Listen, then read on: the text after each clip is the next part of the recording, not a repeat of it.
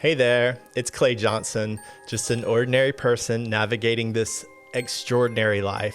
And if there's one thing I've realized about myself, it's that I am terrible at being bored. I don't do well with sitting still. I have this constant need to be moving, checking things off a to-do list, staying productive. If I have 5 minutes of free time, my brain instantly searches for something, anything to fill it. And from what I hear, I'm not alone in this. Maybe you're the same way. Maybe the idea of just being without doing makes you uncomfortable. Maybe you feel guilty if you're not being productive. Or maybe you even wonder, what would happen if I actually sat in stillness for a little while? Well, today, we're going to talk about boredom, why so many of us struggle with it, what it reveals about us, and how we can learn to navigate it in a way that's actually healthy. So, get comfortable, or pace around the room if you need to. I won't judge, and let's dive in.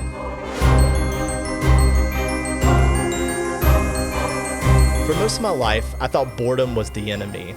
I saw it as wasted time, as something to be avoided. The idea of having nothing to do felt wrong. And as I've gotten older, that habit only intensified. If I wasn't being productive, I felt like I was falling behind. But here's what I've come to realize. Boredom isn't actually the enemy. It's a mirror. It reflects back to us the things we might not want to see, our fears, our insecurities, the thoughts we'd rather not sit with.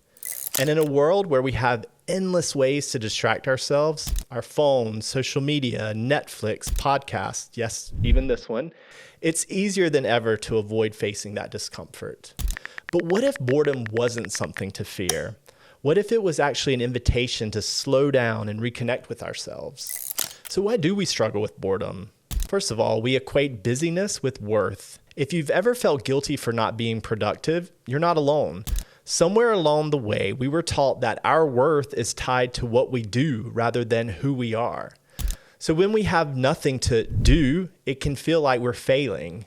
But here's the truth. Rest is not laziness. And being busy all the time doesn't automatically mean we're living meaningful lives. The second reason why we struggle with boredom really hits home for me. We want to avoid uncomfortable thoughts. Boredom often brings up feelings we'd rather push away, self-doubt, unresolved emotions, uncertainty about the future. And rather than sit with those feelings, we instinctively reach for distractions. We scroll, we work, we fill every empty space so we don't have to face what's beneath the surface. I do it all the time, and it's something I'm continuously working on. We've also been conditioned for constant stimulation. Our brains are wired to seek novelty.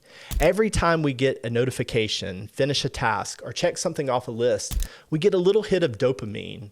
That reinforcement cycle makes it really hard to just be in the moment without looking for the next thing. So how do we navigate boredom in a healthy way? If boredom is something that so many of us struggle with, how do we navigate it in a way that's actually beneficial? Here are a few things that have helped me, and maybe they'll help you too. First of all, get curious about your restlessness. Instead of immediately reaching for your phone or finding something to do, pause. Ask yourself, what am I trying to avoid right now? Maybe there's a feeling of discomfort underneath. Maybe it's just the habit of always staying busy. Either way, noticing it is the first step to changing it. Reframe boredom as an opportunity. Instead of seeing boredom as wasted time, think of it as space. Space to reflect, to let your mind wander, to tap into creativity. Some of our best ideas and breakthroughs happen when we aren't actively trying to be productive, like in the shower, on a walk, or during the quiet moments of stillness. Practice doing nothing. Yes, really. This is a tough one, and I'm bad at this, but hear me out. Try setting a timer for just 5 minutes and do absolutely nothing. No phone, no distractions, just sit, breathe, observe your thoughts. It'll probably feel uncomfortable at first, but over time it gets easier, and you might even start to crave those moments of stillness. Create boredom breaks. Every free second with tasks, try intentionally leaving some gaps in your day. Maybe that means taking a walk without listening to anything, sitting outside for a few minutes, or just letting yourself be without reaching for any distraction. Redefine productivity. Rest is productive. Taking time to recharge doesn't mean you're falling behind. It means you're setting yourself up to show up better in every other area of your life. So the next time you feel guilty for not being busy, remind yourself that slowing down is part of the process too. Here's what I know. We weren't meant to be in constant motion. There is value in stillness, in boredom, in the quiet moments that allow us to reconnect with ourselves. And if you're someone who struggles with sitting still, know that you're not alone. I'm right there with you, learning how to embrace the space between the doing.